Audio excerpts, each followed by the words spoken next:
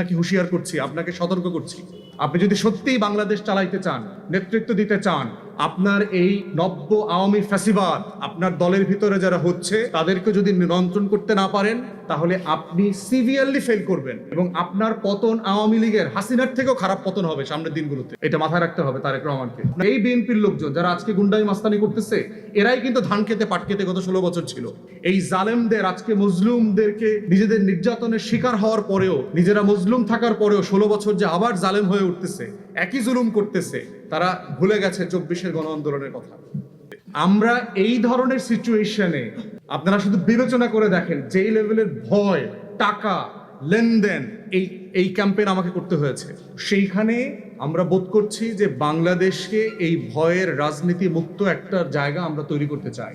কেউ কাউকে ভয় দেখিয়ে ভোট দিতে বাধ্য করবে না। ভোট দেওয়ার পরে তার বাড়িতে রামদা পাঠানো হবে না। আজকে সকালে আমার সাথে এসে বাড়িতে লোকজন দেখা করে গেছে, এলাকায় থাকতে পারছে না, রামদা পাঠিয়েছে রাতের বেলা। ছেলেপেলেরা সবাই পলাতক, হাজার হাজার লোকজন পলাতক, বরিশালে ঢাকায় চলে গেছে, স্পিড বোটে বের হয়ে চলে গেছে। লোকদেরকে এরকম শত শত লোকদেরকে আমাদেরকে পার করে দিতে হয়েছে। তো এটা তো আওয়ামী লীগের সময় আমরা দেখছি। এবং একই লোক, ভোটের পার্সেন্টেজ আর শতাংশের পার্সেন্টেজ যাই হোক, ঢাকার রাজপথ কাঁপায়া দেওয়ার মতো শক্তি কিন্তু ঐক্যবদ্ধ বাংলাদেশ জোটের আছে। এটা মাথায় রাখতে হবে তারেক রহমানকে এবং বিএনপিকে। আপনারা সরকার গঠন করেন, আপনাদেরকে অভিনন্দন, কিন্তু মাথায় রাখবেন, আমার বাড়িতে আসছে ছাত্রদলের ছেলেপেলে লোক পাঠাইছে আমাকে জবাবদিহিতা চাওয়ার জন্য যে তার ভাইরে কেন্দ্র দখল করার সময় সেনাবাহিনী পিটাইছে কেন। আমার বাড়িতে এসে জিজ্ঞেস করছে আমি লোক পাঠাইছি কিনা, আমি নাম দিছি কিনা, আমি ছবি দিছি কিনা। মানে এদের কত বড় দুঃসাহস হয়েছে চিন্তা করেন। এই বিএনপির ফ্যাসিবাদীদের, নতুন ফ্যাসিবাদ যেগুলো দেখতে পাচ্ছি, এরপর কর্মীদের কি অবস্থা। তাহলে আমাদের বক্তব্য খুব পরিষ্কার। আমরা গণমাধ্যমের ভাইদেরকে বলবো যে আপনারা রাষ্ট্রের হয়ে, জনগণের হয়ে যেটা করছেন সেটা তো অবশ্যই আপনারা করে যাবেন। আর এই নির্বাচনের চটদখল যেটা, এটা নির্বাচনী চটদখল বলবো আর কি, যে এই রকম চটদখলের নির্বাচন করে যারা ক্ষমতায় যাচ্ছেন তারা দয়া করে 24 ভুলে যাবেন না। আজকে আপনি এখানে চট দখল করে আমার চট নিয়ে গেছেন দখল করে, এর মানে এটা না যে 61,000 লোক চুপচাপ বসে থাকবে। তাদের ভিতরে যে ক্ষোভ তৈরি হয়েছে, তারা নিজের চোখে দেখতে পেয়েছে তাদের চোখের সামনের বিজয় কিভাবে ছিনিয়ে নেওয়া হয়েছে চুরি বাটপারি করে। প্রিজাইডিং অফিসারদের আপনার মাথায় বন্দুক ধরা হয়েছে ব্যালট জালিয়াতির সময়, রামদা দেখানো হয়েছে। এখন একজন শিক্ষক যিনি শিক্ষকতা করেন, তিনি ওখানে অন্য জায়গা থেকে গেছেন একদিনের ডিউটি পালন করতে, সে কি করবে? আমরা জিজ্ঞেস করলাম যে আপনি পুলিশে বলেন, আমরা আপনাকে হেল্প করবো, সাহস পাচ্ছে না। তাহলে আমরা কি রকম একটা মাইন্ড ক্যাচি পায় আছি দেখেন। ঘটনা ঘটছে কিন্তু প্রকাশ করা যাচ্ছে না, এইটাকে কেন্দ্র করে মামলা, প্রশাসনিক ব্যবস্থা নেওয়া যাচ্ছে না, কারণ কেউ ভীতিকর অবস্থা থেকে নাই। একজন ঢাকায় থাকে, পরিবার তো গ্রামে থাকে, গ্রাম জ্বালায় দিয়ে আসছে, বাড়ি ভাঙে দিয়ে আসছে। নোয়াখালীতে দেখছেন একজন মাকে ধর্ষণ করে আসছে, একই জুলুম। 18 সালে তো একই জায়গায় একই ঘটনা ঘটেছে। তখন ঘটেছে যে কেন ধানের শীষে ভোট দিছে সেই জন্য আওয়ামী লীগের সন্ত্রাসীরা গিয়ে গণধর্ষণ করে আসছে। আজকে বিএনপিকে কেন ভোট দেয় নাই সেই জন্য গণধর্ষণ করেছে। জুলুম তো একই নারী, আমার একই বোন তো একই রকম ভিকটিম হইলো, জুলুমের শিকার হইলো। তো এই বাংলাদেশ চাই না বলেই তো 24-এ গণ আন্দোলন হয়েছে। এই বাংলাদেশ চাইলে তো আমরা এই নির্বাচন করবার প্রয়োজন ছিল না, আপনারা দখল করে নিয়ে যাইতেন, বললেই হইতো। এরপরে ডিসেম্বর মাস থেকে আমরা যেটা দেখেছি, প্রশাসন প্রচ্ছন্নভাবে বিএনপির প্রতি বায়াসড হয়ে গেছে। কোনো কর্মকর্তাকে দেখলাম না।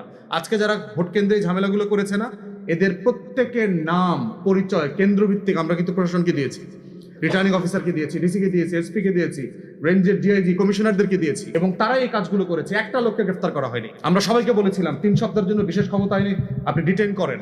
আপনারা যারা বিদগ্ধ সাংবাদিক আছেন আপনারা জানবেন যে কেয়ারটেকার সরকার আসলে প্রথমেই 1 সপ্তাহ কিন্তু এই কাজটা তারা করতো। সারা বাংলাদেশে স্ট্রাইকিং ফোর্স নামিয়ে আপনার যারা এই কেন্দ্র দখল করবে এই ধরনের 5-7-10 হাজার লোক গ্রেফতার করে ফেলতো। আমার আসনেও যদি একই রকম 50 থেকে 100টা লোককে ডিটেইন করা হইতো, এইখানে অভাবনীয় ভালো নির্বাচন হইতে পারত। কোনো চট দখলের ঘটনা ঘটতো না, কাউকে গ্রেফতার করা হয়নি। তাহলে প্রশাসন প্রচ্ছন্নভাবে চেয়েছে যে চট দখলের ঘটনা ঘটুক, এখানে ব্যালট জালিয়াতি হোক, একটা পার্টিকুলার মার্কা দল ক্ষমতায় আস। প্রশাসনকেও মনে করায় দিচ্ছি, বহু আইজি, সচিব, প্রধান নির্বাচন কমিশনাররা কিন্তু জেলের ভাত খাইতেছে। আপনারাও সাবধান, আমরা কাউকে ভুলে যাই নাই। আপনারা কে কোথায় কোন রোল প্লে করেছেন, খোদার কসম এর হিস্সা একদিন আপনাদেরকে দিতে হবে, জনগণের হয়ে দিতে হবে। কারণ কোনো জুলুম আনঅ্যাটেন্ডেড যাবে না, আমরা এগুলো ছেড়ে দেবো না। অতএব আমরা চাই জনগণ নির্দ্বিধায় নির্ভয়ে ভোট দেবে, ভোট চুরির এই কালচার, চটদখলের রাজনীতি এবং নির্বাচন, এগুলো বন্ধ হইতে হবে। একটা জাতির জন্য এটা খুব লজ্জার যে 55 বছর পরে এসে সে মানুষের মন জয় করে ভোট চাইতে পারে না, তাকে রামদার ভয় দেখায় ভোট চাইতে হয়, কারণ সে জানে সে ভোটে সে জিতবে না। ভোট দেওয়ার পরে আবার জবাবদিহিতা পাঠায়, মোটরসাইকেল পাঠায়। ভোটের আগের দিন আমার অফিস ভেঙে দিয়ে গেছে, আমার এলাকা, আমার গ্রাম, আমার বাজার। তাহলে এরা কি পরিমাণ ফ্যাসিবাদী হয়ে উঠেছে ইতিমধ্যে, এদের দুঃসাহস কত বড় বেড়েছে। অতএব আমরা চাই বাংলাদেশটা বদলে যাক। জনাব তারেক রহমানকে আহ্বান করছি যে 31 দফার উপরে ভিত্তি করে আপনি বাংলাদেশ বদলাবেন বলে ওয়াদা করেছেন, আমরা সেটা কাগজ কলমে না, আমরা অ্যাকশনে দেখতে চাই। আপনার দলের গুন্ডা, মাস্তান, চাঁদাবাজ, সন্ত্রাসীদেরকে আপনি কিভাবে ডিল করবেন তার উপরে ডিপেন্ড করবে আপনি ক্ষমতায় গভর্নেন্সে সফল হবেন কি হবেন না। আপনার দলের এই ক্রিমিনাল গ্যাংদেরকে যদি আপনি নিয়ন্ত্রণ করতে না পারেন, আপনি নিশ্চিত থাকেন আপনার জন্য ভয়াবহ ভবিষ্যৎ অপেক্ষা করছে। এই জন্য এটা আপনাকে অন রেকর্ড ওয়ার্ন করে দিয়ে গেলাম। বাংলাদেশ 24-এর আগের বাংলাদেশে ফিরবে না। তরুণরা, পেশাজীবীরা, মোবাইল ফোন, ইন্টারনেট ব্যবহারকারীরা আগের বাংলাদেশের রাজনৈতিক পুরাতন বন্দোবস্ত মেনে নেবে না, নাই। অতএব আমরা চাই বাংলাদেশটা সবার হোক, ন্যায্যভাবে হোক, সাংবিধানিক হোক।